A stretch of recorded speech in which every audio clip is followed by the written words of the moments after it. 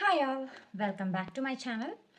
Okay, അപ്പോൾ നമ്മുടെ ഇന്നത്തെ വീഡിയോയിൽ നമ്മൾ ക്ലാസ് 11ലെ ട്രിഗ്നോമെട്രിക് ഫംഗ്ഷൻസ് എന്ന് പറയുന്ന ചാപ്റ്ററാണ് സ്റ്റാർട്ട് ചെയ്യുന്നത്. ഓക്കെ, അപ്പോൾ എന്താണ് ട്രിഗ്നോമെട്രി എന്നുള്ളതിനെക്കുറിച്ച് ഒരു ചെറിയ ഇൻട്രൊഡക്ഷൻ ഞാനൊന്ന് പറയാം. ട്രിഗ്നോമെട്രി എന്ന് പറയുന്നത് രണ്ട് ഗ്രീക്ക് വേർഡ്സായ ട്രിഗോൺ ആൻഡ് മെട്രോൺ എന്ന് പറയുന്ന ഈ രണ്ട് വാക്കിൽ നിന്നാണ് ഈ ട്രിഗ്നോമെട്രി എന്ന് പറയുന്ന വേർഡ് ഉണ്ടായത്. അതിൻ്റെ മീനിങ് എന്ന് പറയുന്നത് measuring the sides of A triangle. Okay, അതിൻ്റെ അർത്ഥം measuring the sides of A triangle.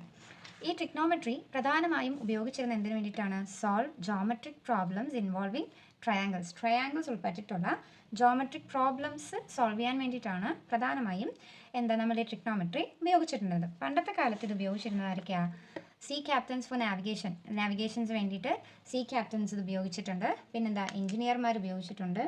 Spelling തെറ്റിപ്പോയി.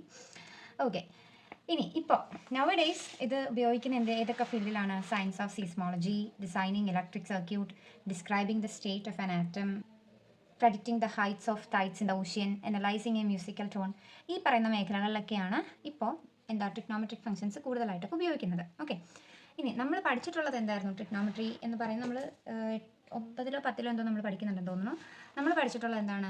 ഒരു റൈറ്റ് ആംഗിളുടെ ട്രയാങ്കിളിലെ 3 ആംഗിൾസിനെ നമ്മൾ റേഷ്യോ ആക്കി മാറ്റും അല്ലേ? 1:√3:2 ഇതൊക്കെ നമ്മൾ പഠിച്ചിട്ടുള്ള സാധനമാണ്. ഈ റേഷ്യോ ഒക്കെ നിങ്ങൾക്ക് ഓർമ്മയുണ്ടെന്ന് ഞാൻ വിശ്വസിക്കുന്നു. ഇത് ഉപയോഗിച്ചിട്ടുള്ള ട്രിഗ്നോമെട്രിക് ഐഡൻറ്റിറ്റീസ്, പിന്നെ ഇതൊക്കെ വരുന്ന ട്രയാങ്കിൾസിൻ്റെ ഹൈറ്റും ഡിസ്റ്റൻസും ഒക്കെ കണ്ടുപിടിക്കാനായിട്ടുള്ള പ്രോബ്ലംസ് ഒക്കെ ആയിരുന്നു നമ്മൾ കൂടുതലും പഠിച്ചിട്ടുണ്ടായിരുന്നത്. ഓക്കെ, അപ്പോൾ ഇനി നമ്മളുടെ ഈ ചാപ്റ്ററിൽ നമ്മൾ ഈ ട്രിഗ്നോമെട്രിക് ഫംഗ്ഷൻസ് എന്ന് പറയുന്ന ഈ ചാപ്റ്ററിൽ നമ്മൾ ഡീൽ ചെയ്യുന്നത് എന്താണെന്ന് വെച്ചാൽ ഈ ട്രിഗ്നോമെട്രിക് റേഷ്യോ എന്ന് പറയുന്ന കോൺസെപ്റ്റിനെ നമ്മൾ ട്രിഗ്നോമെട്രിക് ഫംഗ്ഷൻസ് എന്ന് പറയുന്നതിലേക്ക് നമ്മൾ ജനറലൈസ് ചെയ്യുവാണ് അല്ലേ? നമ്മൾ റേഷ്യോ വെച്ചും ആ റേഷ്യോ ഉപയോഗിച്ചിട്ടുള്ള ഐഡൻറ്റിറ്റീസും ഒക്കെയാണ് നമ്മൾ കൂടുതലും കണ്ടിട്ടുള്ളത്. ഓക്കെ, നമ്മൾ ഈ ചാപ്റ്ററിൽ നമ്മൾ നോക്കാൻ പോകുന്ന ആ കോൺസെപ്റ്റിനെ നമ്മൾ ട്രിഗ്നോമെട്രിക് ഫംഗ്ഷൻസിലേക്ക് ജനറലൈസ് ചെയ്ത് അതിൻ്റെ പ്രത്യേകതകളൊക്കെയാണ് നമ്മൾ ഈ ചാപ്റ്ററിൽ പഠിക്കാനായിട്ട് പോകുന്നത്. അപ്പോൾ നമുക്ക് ഈ ചാപ്റ്റർ സ്റ്റാർട്ട് ചെയ്യാം. അപ്പോൾ നമുക്ക് ആംഗിൾസിൽ നിന്ന് തന്നെ സ്റ്റാർട്ട് ചെയ്യാം അല്ലേ? അപ്പോൾ എന്താണ് ഒരു ആംഗിൾ എന്ന് പറയുന്നത്? നമുക്കറിയാം, നമ്മളിതാണല്ലേ ആംഗിൾ എന്ന് പറയുമ്പോൾ നമ്മൾ വരയ്ക്കുന്നത്. ഈ ഒരു ഫിഗറാണ് നമ്മൾ ആംഗിൾ എന്ന് പറയുമ്പോൾ നമ്മൾ വരയ്ക്കുന്നത്. ഓക്കെ, ഇതിൽ എന്താണിത്? ഈ ലൈനും ഇതിൻ്റെയൊക്കെ ഒരു പേരില്ലേ? അതായത് നമ്മളുടെ ഈ ബേസ് ലൈൻ. ഓക്കെ, അതായത് എവിടെ നിന്നാണോ നമ്മളുടെ ആംഗിൾ സ്റ്റാർട്ട് ചെയ്യുന്നത്, ഈ ലൈനിനെ വിളിക്കുന്ന പേരാണ് ഇനീഷ്യൽ സൈഡ്. ഓക്കെ, ഈ ലൈനിനെ വിളിക്കുന്ന പേരാണ് ഇനീഷ്യൽ സൈഡ്. ഇനി ഈ ആംഗിൾ ഇങ്ങനെ കിടന്ന് കറങ്ങുമല്ലോ, അതായത് ഈ വരയാണ് ഇങ്ങനെ പോകുന്ന അനുസരിച്ചാണ്, ഈ ലൈൻ ഇങ്ങനെ പോകുന്ന അനുസരിച്ചാണ് നമ്മുടെ ആംഗിൾ വലുതാകുന്നതും ചെറുതാകുന്നതും. ഓക്കെ, അപ്പോൾ ഈ ലൈനിനെ വിളിക്കുന്ന പേരാണ് എന്ത്? Terminal side. അത് എവിടെ വന്ന് നിൽക്കുന്നു, അതാണ് നമ്മളുടെ അത്രയും റൊട്ടേഷനാണ് നമ്മളുടെ ആംഗിൾ എന്ന് നമ്മൾ പറയുന്നത്. ഇനി ഈ രണ്ട് ലൈനും കൂടെ ചേരുന്നത് ഈ പോയിന്റിനെ നമ്മൾ വിളിക്കുന്ന പേരാണ് വേർട്ടെക്സ്. ക്ലിയർ അല്ലേ? അപ്പോൾ ഒരു ആംഗിളിൽ രണ്ട് ലൈനും അതിൻ്റെ പോയിന്റും എന്തൊക്കെയാണെന്നും അതിൻ്റെ പേരെന്തൊക്കെയാണെന്നും നമ്മൾ കണ്ടു. ഓക്കെ, അപ്പോൾ അത്രയും ക്ലിയർ ആണെന്ന് വിശ്വസിക്കുന്നു. ഓക്കെ, ഇനി രണ്ട് രീതിയിൽ നമുക്ക് ഈ ആംഗിളിനെ നെയിം ചെയ്യാൻ പറ്റും. അതായത് രണ്ട് രീതിയിൽ നമ്മൾ ഈ ആംഗിളിനെ പറയും. ഒന്ന്, ഇങ്ങോട്ടാണ്, അതായത് ആൻറ്റി ക്ലോക്ക് വൈസിലാണ് നമ്മളുടെ ആംഗിൾ പോകുന്നതെങ്കിൽ, നമ്മുടെ ക്ലോക്ക് കറങ്ങുന്നത് ഇങ്ങനല്ലേ? ഇങ്ങനെയാണ് നമ്മുടെ ക്ലോക്ക് കറങ്ങുന്നത്. അപ്പോൾ ആൻറ്റി ക്ലോക്ക് വൈസ് എന്ന് പറയുമ്പോൾ അത് തിരിച്ച് കറങ്ങുന്നതാണ്. ഓക്കെ, അപ്പോൾ ആൻറ്റി ക്ലോക്ക് വൈസിലാണ് നമ്മളുടെ ആംഗിൾ പോകുന്നതെങ്കിൽ, ആൻറ്റി ക്ലോക്ക് വൈസിലാണ് നമ്മളുടെ ആംഗിൾ കറങ്ങുന്നതെങ്കിൽ അതിനെ നമ്മൾ വിളിക്കുന്ന പേരാണ് പോസിറ്റീവ് ആംഗിൾ. ഓക്കെ, ആ ആംഗിളിനെ നമ്മൾ വിളിക്കുന്ന പേരാണ് positive angle, anticlockwise. ഓർത്തോണേ. ഇനി ക്ലോക്ക് വൈസ് ഡയറക്ഷനിലാണ് നമ്മളുടെ ആംഗിൾ പോകുന്നതെങ്കിൽ, ക്ലോക്ക് വൈസ് നമ്മുടെ ക്ലോക്ക് കറങ്ങുന്നത് പോലെയാണ് നമ്മളുടെ ആംഗിൾ പോകുന്നതെങ്കിൽ ക്ലോക്ക് വൈസ്, ഓക്കെ, ആ ആംഗിളിനെ വിളിക്കുന്ന പേരാണ് നെഗറ്റീവ് ആംഗിൾ. അപ്പോൾ ആംഗിൾ എന്താണെന്നും അതിൻ്റെ സൈഡുകൾ എന്താണെന്നും അതിൻ്റെ നെയിംസ് എന്താണെന്നും രണ്ട് രീതിയിലുള്ള ആംഗിളുകൾ എന്താണെന്നും നമ്മളിപ്പോൾ കണ്ടു. ഓക്കെ, അപ്പോൾ ഇനി നമുക്ക് ആംഗിളിനെ ഏതൊക്കെ രീതിയിൽ മെഷർ ചെയ്യാം എന്നുള്ളത് നമുക്ക് നോക്കാം. ഓക്കെ, അപ്പോൾ ആംഗിൾസിനെ നമുക്ക് രണ്ട് രീതിയിൽ മെഷർ ചെയ്യാം. ഒന്ന്, നമ്മൾ ഡിഗ്രിയിലും മെഷർ ചെയ്യും. രണ്ട്, റേഡിയനിലും മെഷർ ചെയ്യും. ആംഗിൾസിനെ രണ്ട് രീതിയിൽ നമുക്ക് മെഷർമെൻറ്റ് ചെയ്യാം. ഒന്ന് ഡിഗ്രി, ഒന്ന് റേഡിയൻസ്. അപ്പോൾ അതിലാദ്യം നമ്മൾ ഡിഗ്രി മെഷർ എന്താണെന്നാണ് നോക്കാൻ പോകുന്നത്. ഓക്കെ, അപ്പോൾ ഞാനിവിടെ ആദ്യം കുറച്ച് ആംഗിൾസ് വരയ്ക്കാം. ഞാൻ ആദ്യം ഒരു 30 ഡിഗ്രി ആംഗിൾ വരയ്ക്കുവാണ്. ഓക്കെ, ഇത് 30 ഡിഗ്രി, ഇത് 90 ഡിഗ്രി,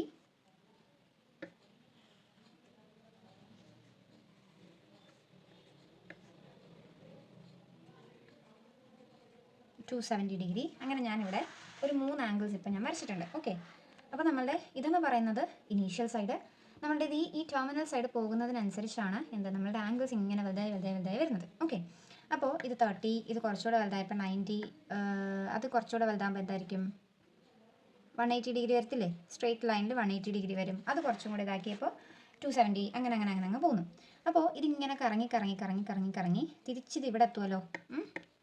കംപ്ലീറ്റ്, അതായത് ഇവിടെ നിന്ന് ഇങ്ങനെ തുടങ്ങി തിരിച്ച് ഇവിടെ തന്നെ എത്തും. അപ്പോൾ അത് എത്രയാണ്? 360 ഡിഗ്രിയാണ്. നമുക്കറിയാം അല്ലേ, ഒരു പോയിന്റിന് ചുറ്റുമുള്ള കംപ്ലീറ്റ് റൊട്ടേഷൻ എന്ന് പറയുന്നത് 360 ഡിഗ്രി ആണെന്ന് നമുക്ക് അറിയാം. അപ്പോൾ ഇനീഷ്യൽ സൈഡിൽ നിന്ന് തുടങ്ങി ആ ടെർമിനൽ സൈഡ് എന്ന് പറയുന്നത് കറങ്ങി കറങ്ങി ഇനീഷ്യൽ സൈഡിൻ്റെ അവിടെ തന്നെ വന്നെത്തുമ്പോൾ എന്താണ്?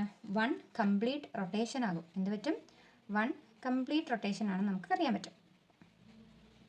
1 കംപ്ലീറ്റ് റൊട്ടേഷൻ അവിടെ കംപ്ലീറ്റ് ചെയ്യും. ഈ ഡിഗ്രി മെഷറൊക്കെ നമ്മൾ 6th-ലോ 7th-ലോ ഒക്കെ നമ്മൾ മെഷർ ചെയ്യാൻ പഠിച്ചിട്ടുള്ള സാധനമാണ്. അപ്പോൾ നിങ്ങൾക്ക് മെഷർ ചെയ്യാൻ അറിയാം എന്ന് ഞാൻ വിശ്വസിക്കുന്നു. മെഷർ ചെയ്യാൻ അറിയാൻ മേലാത്തവർക്ക് എങ്ങനെയാണ് മെഷർ ചെയ്യേണ്ടതെന്നുള്ളത് ഞാൻ വേറൊരു വീഡിയോയിൽ ചെയ്യാം. ഓക്കെ, അപ്പോൾ നമ്മൾ 30, 90, 180, 270, 1 കംപ്ലീറ്റ് റൊട്ടേഷൻ 360 ഒക്കെ നമ്മൾ കണ്ടു. അങ്ങനെയാണെങ്കിൽ 1 ഡിഗ്രി എന്ന് പറയുന്നത് എത്ര ആയിരിക്കും? അപ്പോൾ നമ്മൾ ഇത് കംപ്ലീറ്റ് 1 റൊട്ടേഷനാണ് 360 ഡിഗ്രി എന്ന് നമ്മൾ പറഞ്ഞു. അപ്പോൾ ഇതിനെ നമ്മളൊരു 360 പാർട്സ് ആയിട്ട് ഡിവൈഡ് ചെയ്യുവാന്ന് വിചാരിച്ചോ. ഇതിനെ നമ്മൾ 360 ഡിഗ്രി എന്നുള്ളത് ഒരു 360 പാർട്സ് ആണ്. 360 പാർട്സ് ആയിട്ട് നമ്മളിങ്ങനെ ഡിവൈഡ് ചെയ്ത് ഇവിടെ എത്തിയെന്ന് വിചാരിച്ചു. അപ്പോൾ അതിൽ ഒരു പാർട്ട് എന്ന് പറയുന്നത് എത്രയായിരിക്കും? 1/360 ഓഫ് ഫുൾ റൊട്ടേഷൻ അല്ലേ? അതായത് 360 എണ്ണത്തിൽ ഒരെണ്ണം അല്ലേ? 360 ഡിഗ്രിയിൽ ഒരെണ്ണം ആണ് എന്ത്? ഈ 1 ഡിഗ്രി എന്ന് പറയുന്നത്. കംപ്ലീറ്റ് റൊട്ടേഷൻ ആണ് 360 ഡിഗ്രി. അപ്പോൾ അതിൽ 1 ഡിഗ്രി എന്ന് പറയുന്നത് എന്താണ്? 1/360 ഓഫ് ഫുൾ റൊട്ടേഷൻ. ഒരു കംപ്ലീറ്റ് റൊട്ടേഷനിലെ എന്താ 1/360 ആണ് എന്താന്ന് പറയുന്നത്? 1 ഡിഗ്രി എന്ന് പറയുന്നത്. ഓക്കെ, അപ്പോൾ ഇത് നമ്മൾ പോസിറ്റീവ് ആംഗിൾസ് ആണ് നമ്മളിപ്പോൾ വരച്ചത് അല്ലേ? അപ്പോൾ നെഗറ്റീവ് ആംഗിൾസ് ആണ് വരുന്നതെങ്കിൽ അതിനെ എങ്ങനെയായിരിക്കും നമ്മൾ മെഷർ ചെയ്ത് എഴുതുന്നത് നോക്കാം. ഓക്കെ, അപ്പോൾ നെഗറ്റീവ് ആംഗിൾ നമ്മൾ മെഷർ ചെയ്യുന്നത് എങ്ങനെയാണ്? ക്ലോക്ക് വൈസ് ഡയറക്ഷനിലാണെന്ന് പറഞ്ഞായിരുന്നു അല്ലേ? അപ്പോൾ ക്ലോക്ക് വൈസ് ഡയറക്ഷനിൽ ഇത് പോകുമ്പോഴേക്കും ഇപ്പോൾ ഇത് ഞാൻ ഒരു നെഗറ്റീവ് ആംഗിൾ അവിടെ വരച്ചിരിക്കുന്നത്. അപ്പോൾ ക്ലോക്ക് വൈസ് ഡയറക്ഷനിൽ നമ്മൾ മെഷർ ചെയ്ത് എഴുതുമ്പോൾ അതെന്തായിരിക്കും? മൈനസ് വരും അല്ലേ? നെഗറ്റീവ് ആംഗിൾ എന്ന് പറയുമ്പോൾ അതെന്ത് വരും? മൈനസ് വരും. അപ്പോൾ ഇത് എത്രയായിരിക്കും? -90 ഡിഗ്രി. കണ്ടോ? ക്ലോക്ക് വൈസ് ഡയറക്ഷനിൽ പോകുന്നത് എന്തായിരിക്കും? നെഗറ്റീവ് ആംഗിൾ ആയിരിക്കും. അതിനെ നമ്മൾ ഡിനോട്ട് ചെയ്യുന്നത് എങ്ങനെയാണ്? -90, മൈനസ് ചേർത്തിട്ടായിരിക്കും നമ്മൾ ആംഗിളിനെ ഡിനോട്ട് ചെയ്യുന്നത്. അപ്പോൾ ഡിഗ്രി എന്താണ്, ഡിഗ്രി മെഷർ എന്താണെന്നുള്ള കാര്യം ഒരു ഐഡിയ നിങ്ങൾക്ക് കിട്ടിയല്ലോ. പിന്നെ നമുക്ക് റേഡിയൻ മെഷർ എന്താണെന്നുള്ളത് നോക്കാം. ഓക്കെ, അപ്പം റേഡിയൻ മെഷർ എന്താണെന്നാണ് നമ്മൾ പിന്നെ നോക്കാൻ പോകുന്നത്. അപ്പോൾ അതിന് വേണ്ടിയിട്ട് ഞാൻ ആദ്യം ഇവിടെ ഒരു സർക്കിൾ വരയ്ക്കുവാണേ. ഞാനൊരു സർക്കിൾ വരച്ചു. ആ സർക്കിളിൻ്റെ റേഡിയസ് 6 ആണ്. ഇനി ഇതേ സർക്കിളിൻ്റെ ഈ റേഡിയസ്, ഈ ലെങ്ത്ത്, അപ്പോൾ ഈ 6 എന്ന് പറഞ്ഞ് ഞാൻ റേഡിയസ് എടുത്തിട്ടുണ്ടല്ലോ, ഇതേ ലെങ്ത്ത് തന്നെ ഞാൻ ഇവിടുന്ന് ഇങ്ങോട്ടേക്കൊന്ന് വരയ്ക്കുക. ഇത് 6 ആണ് കേട്ടോ. ഇവിടുന്ന് ഞാൻ ഇങ്ങോട്ടേക്ക് അതേ ലെങ്ത്ത് ഞാനൊന്ന് വരച്ചു. ഓക്കെ, ഇനി ആ ആർക്കിന് ഇപ്പോൾ ഞാൻ ഇവിടെ വരച്ചില്ലേ, ഈ ലൈനിനെ ഞാൻ എന്ത് ചെയ്യുക? ഒന്ന് ബെൻഡ് ചെയ്യാനായിട്ട് പോവുക. അപ്പോൾ ഞാൻ ആ സർക്കിൾ ഒന്നും കൂടെ വരയ്ക്കുവാണ്. ഇതാണ് നമ്മളുടെ റേഡിയസ്. അപ്പോൾ ഞാൻ വരച്ച അതേ ആറിനെ ഞാനിവിടെ സ്ട്രെയിറ്റ് ആയിട്ടല്ല വെച്ച്, ഞാനിതിനെ ഇതിവിടെ ഈ സർക്കിളിനോട് ചേർത്ത് ഞാനൊന്ന് ബെൻഡ് ചെയ്ത് വെച്ചു. ഞാനൊന്ന് വളച്ച് വെച്ചു. ലെങ്ത്തിന് മാറ്റമൊന്നുമില്ല. സ്ട്രെയിറ്റ് ആയിട്ടിരുന്ന സാധനത്തെ ഞാൻ എന്ത് ചെയ്തു? ഒന്ന് ബെൻഡ് ചെയ്തു. ഈ ലെങ്ത്ത് തന്നെയാണ് കേട്ടോ ഈ ആറുവേ. എന്നിട്ട് ഞാൻ എന്ത് ചെയ്യാൻ പോവാ? ഈ സെൻറ്ററിൽ നിന്ന് ഈ പോയിന്റിലേക്ക് ഞാൻ ജോയിൻ ചെയ്തു. അപ്പോൾ ഈ ലെങ്ത്ത് എന്ത് തന്നെയാണ്? 6 തന്നെയാണ്. കാരണം ഇത് രണ്ടും ഈ സർക്കിളിൻ്റെ റേഡിയസ് ആണ്. അപ്പോൾ 2 റേഡിയസും 6. ഇത് ആർക്ക് ലെങ്ത് എന്ന് പറയുമല്ലേ? ഒരു സർക്കിളിൻ്റെ ഒരു ചെറിയ പോർഷനെ നമ്മൾ എന്താ വിളിക്കുന്നത്? Arc length. അതും 6 ആണ്. അങ്ങനെ വരുന്ന സാഹചര്യത്തിൽ ഇവിടെ ഫോം ചെയ്യുന്ന ഈ ആംഗിളാണ് 1 റേഡിയൻ എന്ന് പറയുന്നത്. ഓക്കെ, ഇങ്ങനെ വരുന്ന സാഹചര്യത്തിൽ ഇവിടെ ഫോം ചെയ്യുന്ന ഈ ആംഗിളാണ് എന്ത്? 1 റേഡിയൻ എന്ന് പറയുന്നത്. ക്ലിയർ? അങ്ങനെയാണെങ്കിൽ നമ്മളുടെ ഈ സർക്കിളിൻ്റെ സർക്കംഫറൻസ് എന്ന് പറയുന്നത് എന്താണ്? Circumference of A circle. Circumference എന്ന് പറഞ്ഞാൽ എന്താ? ഒരു സർക്കിളിൻ്റെ ഒരു പോയിന്റിൽ നിന്ന് തുടങ്ങി ഈ കംപ്ലീറ്റ് അതെ ഇതിൻ്റെ ഔട്ടർ ബോർഡറിൻ്റെ കംപ്ലീറ്റ് ലെങ്ത് എന്ന് പറയുന്നതാണ് എന്ത്? സർക്കംഫറൻസ്. ഒരു സർക്കിളിൻ്റെ സർക്കംഫറൻസ് എന്ന് പറയുന്നത് ഈ പോയിന്റിൽ നിന്ന് തുടങ്ങി ഇങ്ങനെ നമ്മൾ മെഷർ ചെയ്ത് ഇവിടം വരെ വരുമ്പോഴാണ് ഒരു സർക്കംഫറൻസ് എന്ന് പറയുന്നത്. അതിൻ്റെ ലെങ്ത് എന്ന് പറയുന്നത് അതെന്താ നമുക്കറിയാം. എത്രയാണ്? 2πr ആണെന്ന് നമ്മൾ പഠിച്ചിട്ടുള്ള കാര്യമാണ് കൊച്ചു ക്ലാസ്സിൽ. അങ്ങനെയാണെങ്കിൽ ഈ ഒരു ആർക്ക് ലെങ്ത് 6 ആണ്. ഇതിൻ്റെ ലെങ്ത്തിന് ഞാൻ പേര് കൊടുത്തിരിക്കുവാണ് 6. അപ്പോൾ ഇതേപോലത്തെ എത്ര ആർക്കുകൾ വേണമായിരിക്കും ഈ കംപ്ലീറ്റ് സർക്കിൾ നമുക്കൊന്ന് കംപ്ലീറ്റ് ചെയ്യാനായിട്ട്? ഓക്കെ, ഇതേപോലത്തെ എത്ര ആറുകൾ ചേരുമ്പോഴാണ് ഈ കംപ്ലീറ്റ് സർക്കിൾ നമുക്ക് കംപ്ലീറ്റ് ചെയ്യാനായിട്ട് പറ്റുന്നത്? എന്ത് ചെയ്താൽ മതി? നമുക്ക് മൊത്തം സർക്കംഫറൻസ് 2πr ആണെന്നറിയാം. അതിന് എന്ത് ചെയ്യണം? ഒരു 6 കൊണ്ട് ഡിവൈഡ് ചെയ്താൽ പോരെ? അപ്പോൾ നമുക്ക് നമ്പർ അതുപോലത്തെ എത്ര ആർക്സ് വേണം? നമ്പർ ഓഫ് ആർക്സ് അല്ലേ? എന്ത് ചെയ്യാം? നമ്മുടെ ടോട്ടൽ സർക്കംഫറൻസ് സർക്കിളിനെ എന്ത് ചെയ്യണം? ഈ ആർക്കിൻ്റെ ലെങ്ത് കൊണ്ട് ഡിവൈഡ് ചെയ്താൽ പോരെ? 2πr divided by R. ഈ ആറും ക്യാൻസലായി പോകും. നമുക്ക് എത്ര കിട്ടും? 2π എന്ന് കിട്ടും. 2π ആർക്കുകൾ വേണം. ഇതിനെ വിളിക്കുന്ന പേരാണ് ആർക്ക്. അപ്പോൾ 2π ആർക്കുകൾ വേണം ഇത് കംപ്ലീറ്റും എന്ത് വരാനായിട്ട്, ചുറ്റി വരാനായിട്ട്. ഓക്കെ, അപ്പോൾ ഇത് ഈ ഒരു ആറ് വരുമ്പോഴാണ് നടുക്ക് എത്ര 1 റേഡിയൻ എന്ന് പറഞ്ഞത്. അപ്പോൾ 2π ആറുകൾ വരുമ്പോഴത്തേക്കും ഈ കംപ്ലീറ്റ് ഫുൾ റൊട്ടേഷൻ, അതായത് ഇങ്ങനെ കറങ്ങി തിരിച്ച് ഇവിടെ വരെ വരണമല്ലോ. കംപ്ലീറ്റ് ഫുൾ റൊട്ടേഷൻ എന്ന് പറയുമ്പോൾ എത്രയായിരിക്കും? 2π റേഡിയൻ ആയിരിക്കത്തില്ലേ? 1 ഫുൾ റൊട്ടേഷൻ എന്ന് പറയുന്നത് എത്രയായിരിക്കും? 2π റേഡിയൻ ആയിരിക്കും. ക്ലിയർ ആയെന്ന് ഞാൻ വിശ്വസിക്കുന്നു. 1 full rotation equal to 2π radian. അതായത് ഒരു ആറ് വന്നപ്പോൾ നടുക്കത്തെ ആംഗിൾ 1 റേഡിയൻ. അപ്പോൾ 2π ആറുകൾ വരുമ്പോൾ നടുക്കത്തെ ഫുൾ റൊട്ടേഷൻ എത്രയായിരിക്കും? 2π റേഡിയൻ ആയിരിക്കും. ഇനി ഡിഗ്രി മെഷർ ചെയ്തപ്പോൾ അവിടെ 1 ഫുൾ റൊട്ടേഷൻ എന്ന് പറയുന്നത് നമ്മൾ എത്രയാണെന്ന് കണ്ടിരുന്നു? 1 ഫുൾ റൊട്ടേഷൻ അവിടെ 360 ഡിഗ്രി ആണെന്ന് നമ്മൾ കണ്ടല്ലേ. അപ്പോൾ ഡിഗ്രി മെഷറിൽ 1 ഫുൾ റൊട്ടേഷൻ എന്ന് പറയുന്നത് 360. റേഡിയൻ മെഷറിൽ 1 ഫുൾ റൊട്ടേഷൻ എന്ന് പറയുന്നത് എത്രയാണ്? 2π റേഡിയൻസ്. ഓക്കെ, അപ്പോൾ നമുക്ക് ഇതിനെ രണ്ടിനെയും കൂടെ ഒന്ന് ഇക്വേറ്റ് ചെയ്ത് എഴുതിക്കൂടെ? അതായത് 2π റേഡിയൻ എന്ന് പറയുന്നതാണ് എന്ത്? 360 ഡിഗ്രി എന്ന് പറയുന്നത്. ഓക്കെ, 1 ഫുൾ റൊട്ടേഷൻ 2π റേഡിയൻ എന്ന് പറയുന്നതാണ് എന്ത്? 360 എന്ന് പറയുന്നത്. ഓക്കെ, അപ്പോൾ 2π റേഡിയൻ 360 ആണെന്ന് നമ്മൾ കണ്ടു, 360 ഡിഗ്രി ആണെന്ന് നമ്മൾ കണ്ടു. ഇനി ഞാൻ എന്ത് ചെയ്യാൻ പോവാം? ഈ 2πനെ ഞാനൊരു 2 കൊണ്ട് ഡിവൈഡ് ചെയ്യുവാണ്. അതേപോലെ തന്നെ 360നെ ഞാനൊരു 2 കൊണ്ട് ഡിവൈഡ് ചെയ്യുക.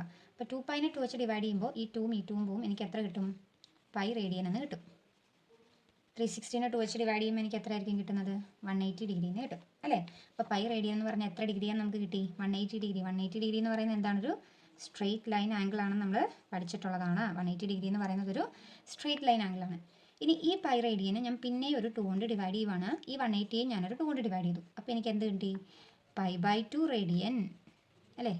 π/2 റേഡിയൻ എന്ന് പറയുന്നത് എത്ര ഡിഗ്രിയാണെന്ന് കിട്ടി? 180/2 എന്ന് പറയുന്നത് 90 ഡിഗ്രി. അതെന്താണ്?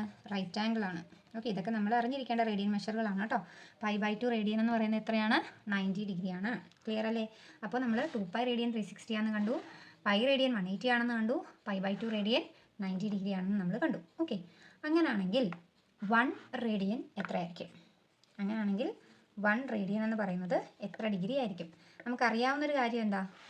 2π റേഡിയൻ 360 ഡിഗ്രി ആണെന്ന് നമുക്കറിയാം. ഓക്കെ, ഇനി ഈ 2πനെയാണ് നമുക്ക് എന്താക്കേണ്ടത്? 1 റേഡിയനിലോട്ട് ആക്കേണ്ടത്. 2πനെ 1 ആക്കാൻ എന്ത് ചെയ്യണം? ഒരു 2π കൊണ്ട് ഡിവൈഡ് ചെയ്താൽ പോരെ? അതേ 2π കൊണ്ട് തന്നെ നമ്മൾ എന്ത് ചെയ്യണം? ഇപ്പുറത്തും ഡിവൈഡ് ചെയ്യണം. 2πയും 2πയും കൂടെ പോകുമ്പോൾ എന്താകും? 1 റേഡിയൻ എന്ന് കിട്ടും. വിച്ച് ഇസ് ഈക്വൽ ടു ഈ 360/2 അല്ലേ. ഇതിനെ നമ്മൾ വെട്ടിക്കളയുമ്പോൾ നമുക്ക് ഇവിടെ എന്ത് കിട്ടും? 180/π എന്ന് കിട്ടും. അപ്പോൾ 1 റേഡിയൻ എന്ന് പറയുന്നത് എത്രയാണ്? 180/π ഡിഗ്രി മെഷറാണ്. ഓക്കെ, ഈ പൈക്ക് നമ്മൾ വാല്യൂ ഇട്ട് കൊടുക്കും. ഒന്നെങ്കിൽ 3.14 അല്ലെങ്കിൽ എത്രയാണ്? 22/7. ഓക്കെ, ഇത് രണ്ടിൽ ഏതെങ്കിലും ഇട്ട് കൊടുക്കുമ്പോഴത്തേക്ക് നമുക്ക് എന്ത് കിട്ടും? ഇതിൻ്റെ എക്സാക്ട് വാല്യൂ നമുക്ക് കിട്ടും. 57 പോയിന്റ് സംതിങ് എന്തോ ആണ് ഇത് വരുന്നത്. അപ്പോൾ 1 radian equal to 180 degree pi degree എന്ന് നമുക്ക് കിട്ടി. ഓക്കെ, അപ്പോൾ നമ്മൾ റേഡിയന് ഡിഗ്രി 1 റേഡിയൻ എത്രയാണെന്ന് നമ്മൾ കണ്ടുപിടിച്ചു. ഇനി നമുക്ക് 1 ഡിഗ്രി എത്ര റേഡിയൻ ആണെന്ന് നോക്കണ്ടേ? 1 ഡിഗ്രി എത്ര റേഡിയൻ ആണെന്ന് നമുക്ക് നോക്കണം. ഓക്കെ, നേരത്തെ പോലെ തന്നെ നമ്മുടെ കയ്യിലുള്ളത് എന്താ? 360 ഡിഗ്രി എന്ന് പറയുന്നത് 2π റേഡിയൻ ആണെന്ന് നമുക്കറിയാം. അപ്പോൾ 360നെയാണ് നമുക്ക് 1 ഡിഗ്രി ആക്കേണ്ടത്. അപ്പോൾ എന്തുകൊണ്ട് ഡിവൈഡ് ചെയ്യണം? 360നെ നമ്മളൊരു 360 കൊണ്ട് തന്നെ ഡിവൈഡ് ചെയ്യുക. അതേ 360 നമ്മളിത് ഇവിടെയും ഡിവൈഡ് ചെയ്യും. ഓക്കെ, 360/360 1 ഡിഗ്രി നമുക്ക് കിട്ടും. ഈ 2ഉം ഈ 360യും കൂടെ കട്ട് ചെയ്ത് പോകുമ്പോൾ എന്ത് വരും? π/180 റേഡിയൻ എന്ന് നമുക്ക് കിട്ടും. π/180 റേഡിയൻ. അപ്പോൾ 1 ഡിഗ്രി എന്ന് പറയുന്നത് എത്രയാണ്? π/180 റേഡിയൻ. 1 റേഡിയൻ എന്ന് പറയുന്നത് എത്രയാണ്? 180/π. ഓക്കെ, ഉണ്ട്, രണ്ടും തിരിച്ചിട്ട പോലെ ഇല്ലേ? ഇതൊന്ന് 180/π, ഇവിടെ π/180. ഓക്കെ, അപ്പോൾ 1 റേഡിയൻ എന്താണെന്നും 1 ഡിഗ്രി മെഷർ എന്താണെന്നും നമ്മൾ കണ്ടു. ഇനി നമ്മൾ ഓർത്തിരിക്കേണ്ട, ഇപ്പോൾ നമുക്ക് ക്വസ്റ്റ്യൻ ഒക്കെ വരുമ്പോഴത്തേക്കും പെട്ടെന്ന് ചെയ്യാൻ പറ്റാൻ വേണ്ടിയിട്ട് നമ്മൾ ഓർത്തിരിക്കേണ്ട കുറച്ച് ഡിഗ്രി മെഷർ, അതിൻ്റെ റേഡിയൻ മെഷർ ഞാനൊന്ന് എഴുതിത്തരാം.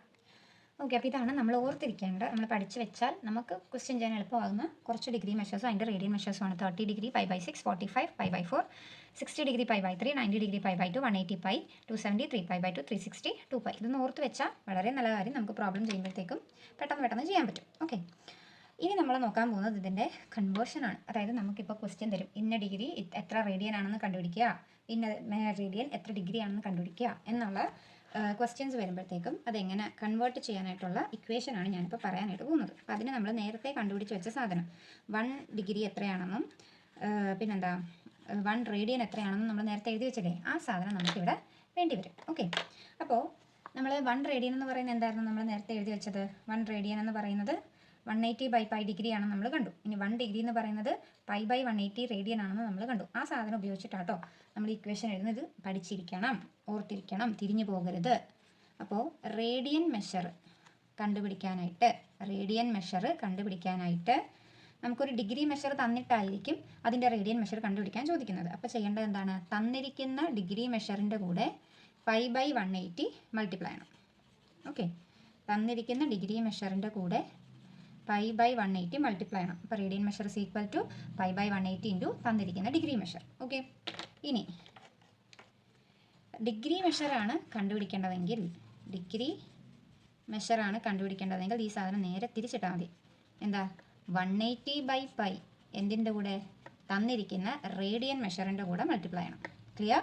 ഇത് രണ്ടും അങ്ങോട്ടും ഇങ്ങോട്ടും തിരിഞ്ഞു പോകരുത്. തിരിഞ്ഞു പോയാൽ ആൻസർ തെറ്റി. പിന്നെ പറഞ്ഞിട്ട് കാര്യമില്ല.